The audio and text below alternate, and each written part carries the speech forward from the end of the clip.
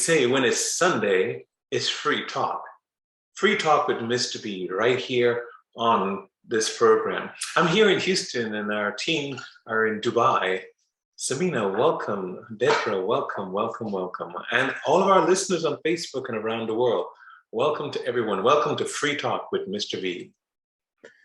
Today we're discussing a topic called Give from Plenty. And with all of our topics, we have an angle to it to help us all understand how we give, why we give, and what we need to be careful of. And so that's what we'll cover quickly today. Sameena, Yes. how are you? I'm doing well, Mr. B. I'm much better. A little bit of a sore throat, but then I think I just needed to be here because this really pulls me up from whatever I am. Okay, Yeah. fantastic. And so we're giving back to you so you can feel better. And Yeah, Dedra? yeah, absolutely, Oh, well, I absolutely. think that is a great example. In fact, we are giving from plenty because we've got plenty of energy. We've got plenty of that light force that we're trying to push out into the world to break away the darkness a little bit with what's in our hearts, the love in our hearts. And I think that just makes us feel better, as well as hopefully touches a few people out there, that watch this on YouTube and listen to the podcast. Maybe it's a little uplifting, it just makes somebody smile. That's alone is worth it. And I said last time that I have no shortages of smiles, so it's like renewable energy. So if that is plenty, and last time we spoke about how rich, so I said even if that is plenty or that is rich, you can give it back. And what we're bringing on as a different angle today was making sure that we clarify some of these points. And the point being, if we're giving some from plenty, I had one of our listeners asked me, what is the limit? Where do we draw the line? And I'd like to get you guys' thoughts, then I'll give mine. What do you think? Sure. Yeah. Oh, I'm Ms. Dedra, sorry. go. Well, I was just going to say, that, yes, we do need to take care of ourselves. We do need to make sure that whatever we're giving away from ourselves, whether it be our energy, our time, our personality, our money, even our goods, our services, that they are being,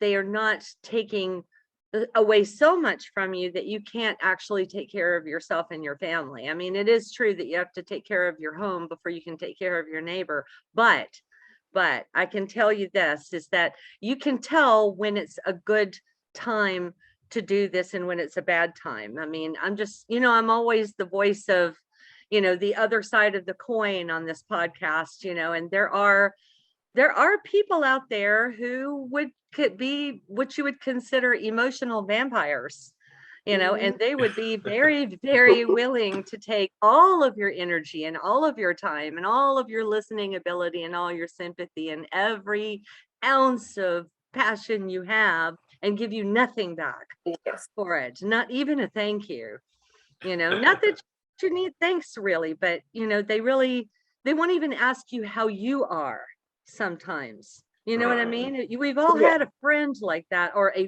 a so-called friend who we listen patiently to their problems. We try to help them. We try to be a source of strength for them. And then they don't even ask you ever, how are you? What are you up to today? How can I be around for you? That's not a friend. I'm sorry, people, but that is not. So there is a limit. Sometimes. Right. I'm just saying, as much as we want to say that we're these super altruistic people that give all the time, we do have to kind of protect yourself. You have to put up a wall of light, so that you can always wish somebody good wishes. You can send them good wishes, but at the same time, you protect your heart. You protect your own soul and your own heart, from damage, because some people don't have very good intentions. Right. I know we don't like to think about that, but it's just I gotta say it because it's out there. You know what I'm saying? And Sameena, you have a similar view. Yes, actually, I completely agree with Ms. Dedra. And while she was speaking, I was just relating to some of my experiences where, people would just not validate or acknowledge that even your presence sometimes, because they just do not want to do that intentionally. It's Yeah. even though you have given them 100%, be it at work, be it in the family, or be it among your friends. You can experience this anywhere, is what I feel, what Ms. Dedra mentioned, that they don't even forget about even saying a thank you. They don't want to even acknowledge your presence there, or you have done something for them, or you're doing for them. But that's Or very even ask you, unfortunate. how are you sometimes? Yes, yes. Just how are Unfortunately, you? Yeah.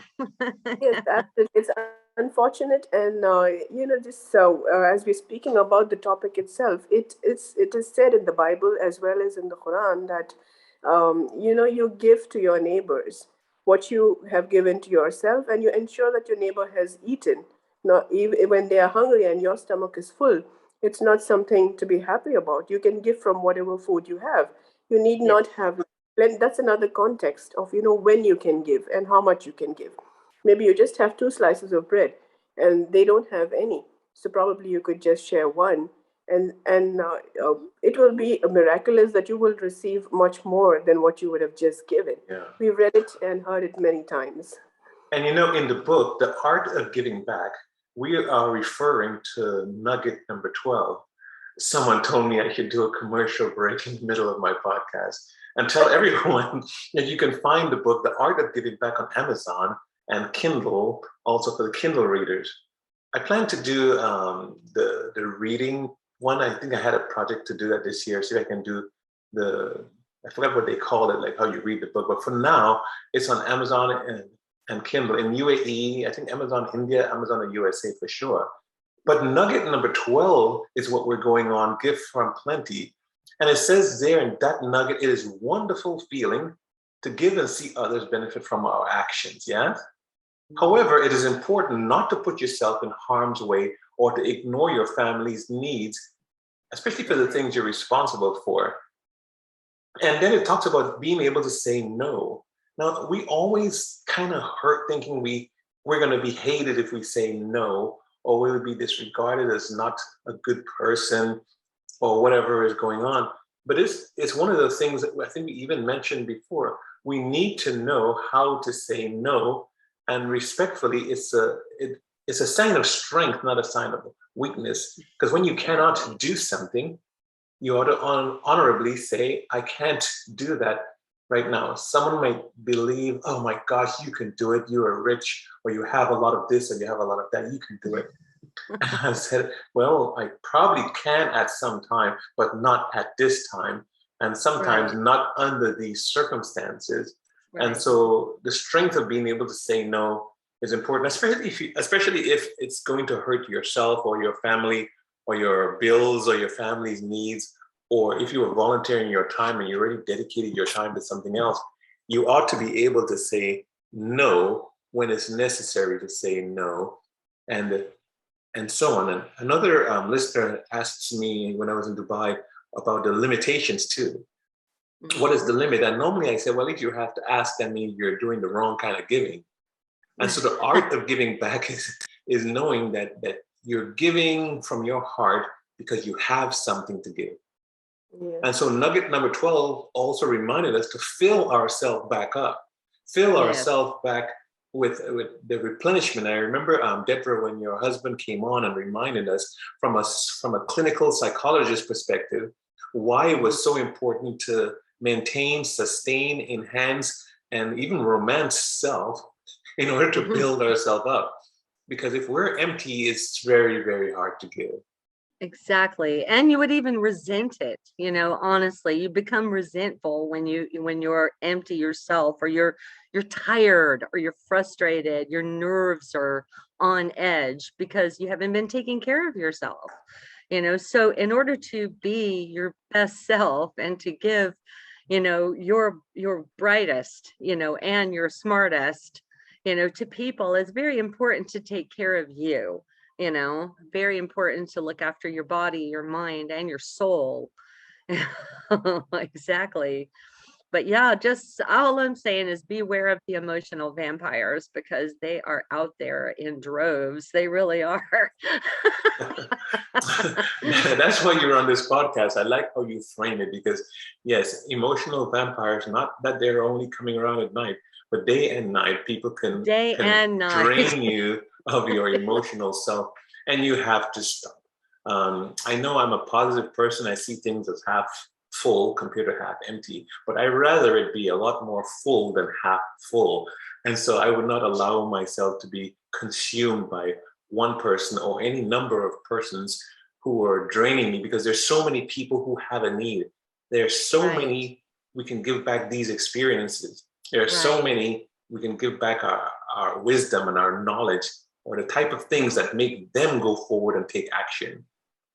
And here's one other thing too I can bring up, especially as an artist, as a writer, I mean, all kinds of people who are creatives, who do creative work, writing, painting, acting, filmmaking, all sorts of things like that. Quite often you get, approached to do a lot of things for free, Yeah. and I don't know why, people don't think that we need money, to actually do those things. Right? One of my favorite things to say back is just give it a little humor and say, you know what? If I was Oprah, and I was independently wealthy, I would have so much time to just do everything for free. And I probably would help you out all day long, every day. But I'm not Oprah, sadly. Right. And So, I have actual need of money. So so therefore, I interesting that cannot work for free. and interesting that you brought this up, because I want, Sameena, I want you to give me kind of a feedback on this from your perspective. Um, Yes. Someone and ones have contacted me and made me feel like I'm the only one who could help them. And I Mhm. usually quickly tell that person no, because I didn't want that person or anyone to believe that I am a savior. Because on this podcast and in my life, I want to make it clear that I am not a savior. I am not capable of such, and I'm not a god or godlike one. So when someone kind of portray or say that I'm the only one who can help them, and the only one who knows, I think they did not pray and rely on the real source of giving. What do Yeah. you say, Sameena, on that one? Yes, I think I'm 100% in agreement with that, where the person, first of all, needs to be hopeful from God Almighty and not a human being, saying that you're the only one who's going to be able to help me. That's one. And times change. And when whoever it is, if the person would have said that to me, saying that you're the only one, Sameena, who can help me right now, I would think that, okay, in the entire world of billions of people, I'm the only one standing up there for the person. I understand, and I could totally empathize with what you may be going through. But you know what? I may not be able to actually immediately give you whatever you're asking for. So Yes. the moment they're saying that, one should be cautious that you're the only one who is able to help, Yeah, because you're not the only one. It's the billions of people out there, and they need to find exactly. ways. They need to find Right. ways and pray to Almighty that the things get easier for them, and times change for everyone. Maybe we help a person at a certain time, and later on we realize that, okay, fine, we've given all that we had to this one particular person, and then when time comes that we need it, whatever it is, for ourselves or for our family, we don't have it with us. And then when we go back to the same person and ask, saying that, would you be able to help me right now? They don't even know us. Yeah. So, Exactly. And so the creating the balance as we portray, we know we talk about the art of giving back, and that sounded like the art of asking. And so the art of asking may be where someone uses the pressure sensitive or Or ego guilt. sensitive or guilt sensitive type things to ask. Now, again, we are educated people, experienced people, and with our level of discussion associates with giving. We want to help. We want to give. We feel kindness, but we're not that kind of foolish in the sense that someone is going to stroke our ego in such a way that we take on the burden. And some things I tell others, those are local issues. Because if someone is calling me from around the world and it's asking for bread that day, that's a very local issue. And so Yeah. I say that as an answer. So knowing what to answer is important, knowing what to say, and without making yourself feel miserable. What do you think, Dedra? Well, yeah, no, I don't think you should make yourself feel miserable as long as you know that you are doing your best. And you're right. I mean, when somebody is asking from a very long ways away, I mean, who knows what's really happening there? I mean, honestly, and I think that they should be approaching, sources closer to home, in fact, government aid and that sort of thing, or even religious services, aid from religious organizations. There's that sort of an issue as well.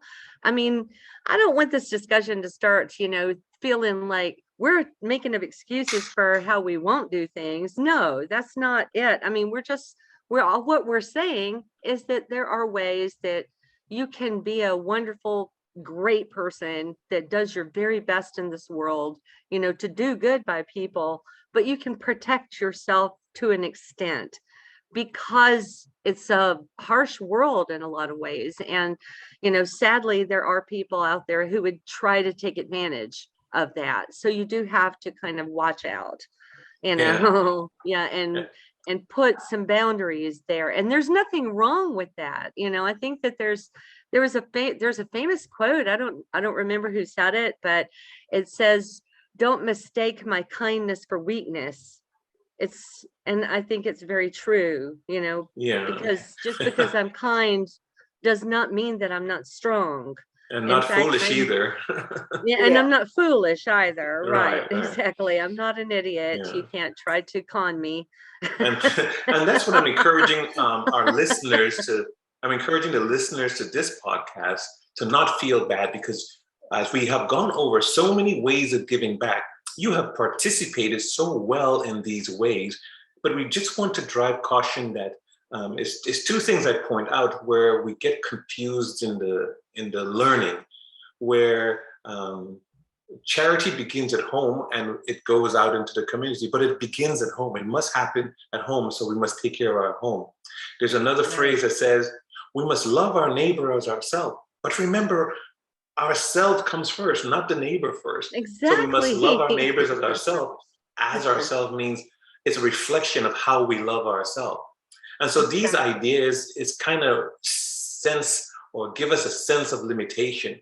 If you Right. cannot care for yourself, why are you out there caring for the neighbor? If you cannot Hmm. smile at yourself, you got to really think about it before you start smiling at everyone else. If you cannot give you back that door of opportunity, how can you hold a door of opportunity open for your neighbor? Make sure your household is intact. Good. I Yeah, really, that's really solidly true. believe in that. I believe in that too. I really do, that you have to look after your family and you have to make sure your own home is stable and you're watering your own gardens, before you can go and help, your neighbor, fix their place. And I think that there's nothing wrong with that. There is really nothing wrong with that, because the family is the foundation of society at the end of the day. It really is. The family is the strength and the backbone, the building blocks upon which a society stands. So you're Yeah. doing something good just by looking after your own people, the people that are under your own roof, and that has to come first. And after that, then you can, start to look out for what you can do to give back to other people. And besides, this is the age of the scam artist. Also, let me just put that out there too. I mean, God knows there's all kinds of ingenious ways they're coming up with to try to scam you out of your money, your time, everything, Yeah. right? And Yes. I mean, sometimes it blows me away, honestly, the amount of the thinking and planning and organizing that goes into the scams. If they could just put it into real work, they would be millionaires most likely. But they It's, put so much work into how to yeah. rob people. This And, it's And Sameena, you I'm in are awe most of the time, like, wow, look at the work that went into right? that. And Sameena, you are a very generous giver. Have you, and I'm putting you on the spot, have you seen where you may have or could have gotten hurt by your generosity? Yes, I knew that you were going to be asking me this Oh, question. sorry. Okay, yes, I have been through this, and I've been through this very, very badly. And I think I am still trying to get something back from people. See, giving is in two ways. I give it so that, with an intention that, okay, I'm not going to get this back. That's fine. I'm not asking for that. But when I have helped someone and I have given from whatever plenty I had at that time, and I had to get it back over the time, over a period of time from them, it didn't happen. And I've been struggling and struggling and struggling to get it back from them. So I really don't know what's happening. So yes, I've been through this sad experience that, I have helped people in the darkest of their times, and I have had the dark times later on, and they wouldn't even pick up my call, and I'm still struggling to get it. It's Yeah. of course my money from them. So And your personality does not show that it's deterred from being that kind of person that you are. It didn't look like it's impacting you to a devastating point where you will say never again. I mean, I haven't said that, and Dedra, you haven't gotten to yes, where you No, said that. we But would yeah, never Sameena, say never right. again, no matter what. I mean, because that's just not who we are. yes, absolutely. Because I still don't say no, because if someone's still asking me for 100 dirhams in office, and I know that that person will return it back to me once he gets his salary, I probably immediately give it and say, okay, fine. He doesn't even have even enough to take home something today, so probably let me just help immediately. I wouldn't say unless I know that this is an experienced person, like Ms. Dedra said, the scammer. So I wouldn't give it to them if I Yeah. know who this person is and experiences. And I know some people have been talking about certain people to me without mentioning names, that this person will ask you for a zillion favors, and then the person would say that, okay, fine, make excuses. I cannot come this time, I cannot give it this time, I cannot do this, Hmm. do that, and this Yeah, is never ending. And you're amazed as to, like you just said, Ms. Dedra, you're just amazed with the reasoning they come up with for not it's being able it's to. astounding. Sometimes you have to be like step back and just think, wow, oh my God, right? I mean, Yes, the amount of effort, yes, that took from them I've, is just stunning. yes. So no, I've I learned. really I've learned the hard way, I should say. right. No, I really appreciate everyone going over this.